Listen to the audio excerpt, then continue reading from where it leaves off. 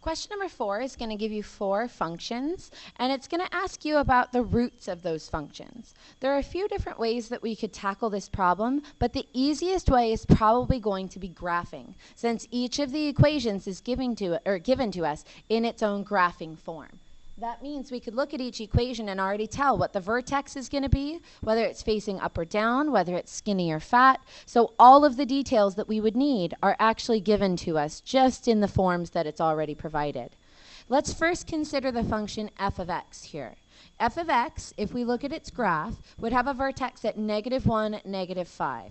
So if I graph that point, -1, -5, and then if I consider the direction of the parabola, we can tell it's going to be upside down because the negative in front, the negative a value, dictates its shape. That means if I draw that upside down parabola, I can clearly see that this has no roots because it does not touch the x-axis. So in terms of the question, we know that it's going to ask us which functions have 0 real roots. We can tell that f is definitely going to be one of those functions. Instead of taking the time to write that answer in, I'm going to look at all 4 of the graphs first, and then I'll go back and fill in which ones have 1 root, which ones have 0 roots, which ones have 2 roots. Let's now move to function letter g.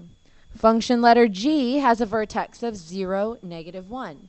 There are no parentheses surrounding the x squared, which means the x coordinate is going to be 0. And since the -1 follows, we know that that's the y coordinate of the vertex. There's no a value in front to indicate that it's negative or upside down or fat or skinny, so that means by default it must be facing up.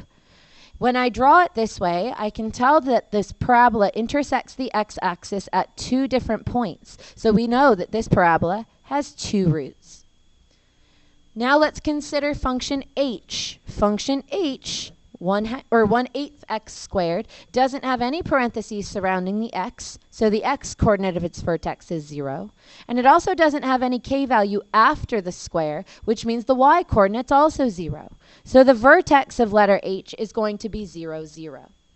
The 1/8 in the front is telling us that it has a slightly wider or vertically compressed shape.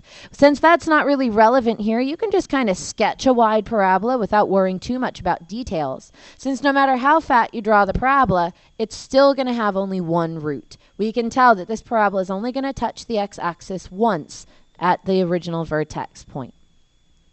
Lastly, of course, we'll work with function k. Function k has a vertex of +2, 0. The +2 is the x coordinate, switches signs, and there's nothing afterwards, which means the y coordinate is 0. Since there's no a value in front to indicate anything special like upside down or fat or skinny, we would draw this parabola.